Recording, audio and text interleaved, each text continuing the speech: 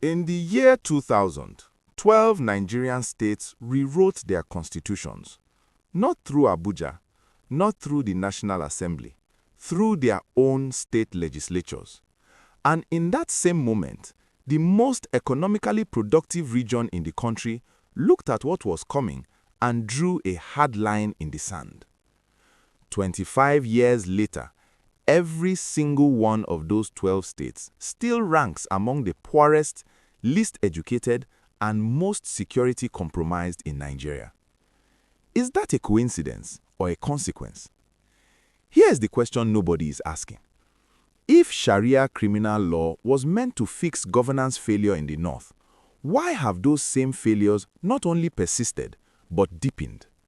And what exactly did the Southwest see that the rest of Nigeria missed? Stay with me, this gets much deeper.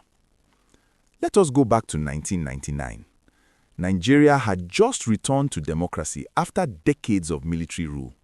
The new constitution gave states expanded autonomy, and the first governor to take full advantage of that was Ahmed Sani Yerima of Zamfara State. He adopted Sharia criminal law in late 1999, and within months, 11 more northern states followed: Kano, Sokoto, Katsina, Bauchi, Borno, Gombe, Jigawa, Kebbi, Naija, Yobe, and Kaduna. Now, here's the first thing to understand clearly. This was not a spiritual revival. This was a political move. Northern governors were structurally sidelined under President Obasanjo's administration. They needed a framework that would consolidate their political base, insulate them from federal pressure, and mobilize their populations. Sharia gave them exactly that. At the same time, the Southwest, under the leadership of governors including Bola Tinubu in Lagos, backed by the Afenifere socio-political group, formally and publicly rejected any consideration of Sharia in their states. No debate, no ambiguity. The Southwest said no. Why is this story resurfacing now? Because the 2027 elections are approaching. Because banditry and insecurity in Zamfara, Katsina, and Sokoto have reached a crisis level. And because a new generation of Nigerians, many of them born after the year 2000, is finally asking what those policy decisions actually produced. The governors who pushed Sharia law made a promise to their people. By the end of this analysis, we will look clearly at what that promise became and who it actually served. Now let us deal with the legal architecture, because this is where most Nigerians get confused. Section 10 of the 1999 Constitution is clear. No government, federal or state, shall adopt any religion as a state religion. Nigeria is constitutionally secular at every tier of governance. Full stop. But here is the legal maneuver that made Sharia adoption possible. Sharia was not framed as a state religion. It was framed as a criminal justice system, one that applied exclusively to Muslim citizens. That framing gave it political and legal cover.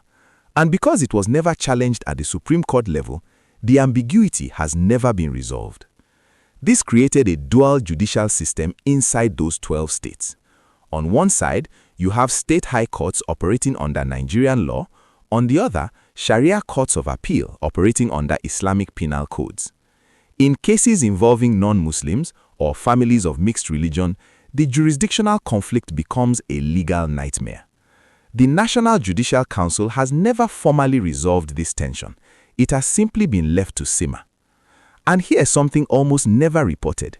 In the year 2000, the Nigerian Bar Association formally raised a constitutional objection to Sharia criminal law. They wrote, they argued, and the federal government under Obasanjo essentially ignored them. That silence was not accidental. It was a calculated political decision. Abuja did not want the confrontation. So the constitutional crack was left open, and it has widened every year since. So who actually benefited from Sharia adoption? The answer is northern political elites in a very specific way. Sharia gave governors a religious legitimacy shield. The moment you tied your governance to Islamic law, any criticism of your administration could be reframed as an attack on Islam itself. It was a masterpiece of political insulation. Bad governance? Blame external enemies of the faith. Poor infrastructure? The federal government is hostile to the Muslim North. No accountability required. The ordinary northern Muslim was given a different promise, that Sharia would deliver justice where the secular state had failed. Less corruption, fairer courts, more dignity. But that promise was structurally impossible to keep. The Sharia courts were overlaid onto the exact same political class, the same police force, the same broken infrastructure that had already failed. You cannot fix institutional corruption by giving it a new religious name. Now, the Southwest rejection deserves careful analysis because it is often mischaracterized. Afenifere and Yoruba political leadership were not simply defending Christian minorities, though minority rights mattered. They were defending economic logic. Lagos runs on multi-ethnic, multi-religious commerce. Any state-level religious legal framework would have been a direct threat to investment flows, to migration patterns, to business confidence. The Southwest had no political incentive and every economic incentive to say no. This was also consistent with the legacy of Chief Obafemi Awolowo, a tradition of secular, development-focused governance that has shaped Yoruba political culture for generations. In the North, Sharia adoption paid off electorally, at least in the short term. In the 2003 elections, governors who had championed Sharia were rewarded at the polls. Voter mobilization was strong, scrutiny of actual governance was suppressed. But the long-term trap was set. Once you build your political identity on Sharia, you cannot roll it back without committing political suicide. Even when it is producing nothing, even when your people are getting poorer, the trap closes around you. There is one more dimension to this, one that connects directly to Nigeria's current security crisis. Let us get to that now. What did Sharia criminal law actually produce for ordinary Nigerians, North and South? On human development, the 12 Sharia states consistently occupy the bottom quartiles on every meaningful indicator: literacy rates, infant mortality, per capita income, school enrollment. Yes, these states were already underdeveloped before 2000, but the Sharia framework did not reverse the trajectory. In too many cases, it accelerated the decline. For women and girls specifically, in several states, Sharia adoption came with new restrictions on girls' education, on women's freedom of movement, and on women's economic activity, particularly in rural communities. The Hizbah, the Religious Enforcement Corps, became a tool for harassing women and minorities with minimal accountability to the state. Now, here is the connection that almost no political analyst makes publicly. The same institutional weakness that allowed Sharia courts to operate outside federal oversight, that same weakness created the governance vacuum that bandits now fill. The bandits of Zamfara, Katsina, and Sokoto did not emerge from nowhere. They emerged from states where formal justice had become theatrical, a performance of authority that delivered neither security nor equity. And when your formal institutions are hollow, informal armed actors fill the space. On the federal-state balance, the Sharia episode permanently changed Nigeria's constitutional experiment. It proved that states could effectively opt out of constitutional norms as long as the federal government lacked the political will to enforce them. That precedent has consequences far beyond religion. It opens the door on resource control, on environmental law, on minority rights, on any area where a state decides federal authority is inconvenient.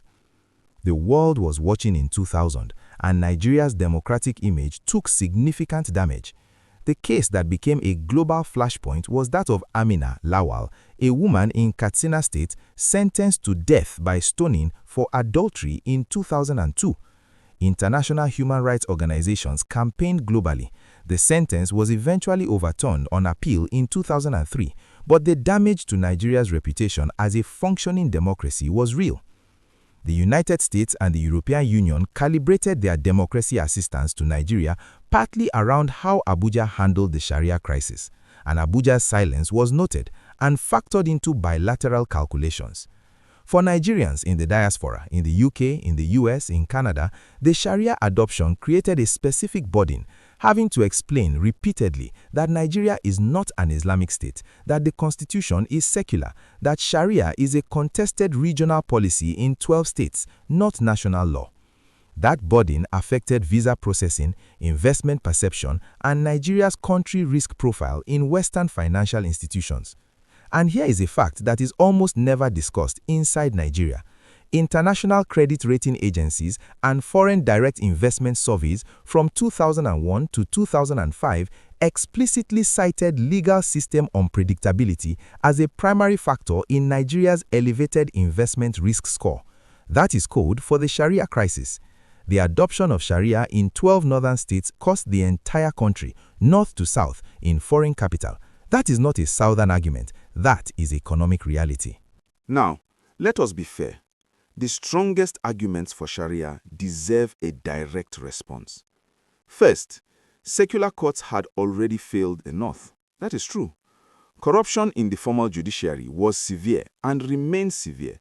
In some documented cases, Sharia courts delivered faster, more accessible justice in civil disputes. That is a real observation.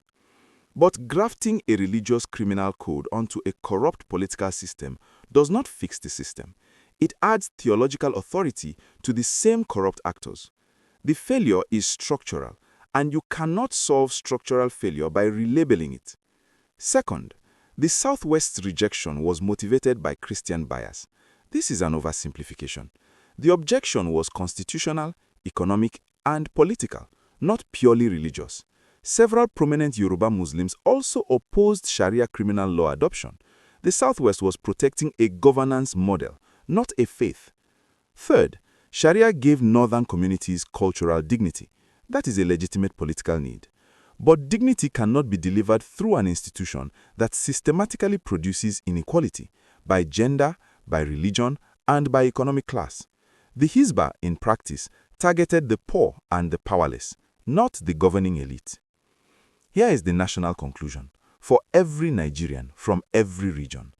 The Sharia episode is ultimately a story about institutional substitution, the dangerous habit of replacing failing institutions with new frameworks while leaving power structures completely untouched.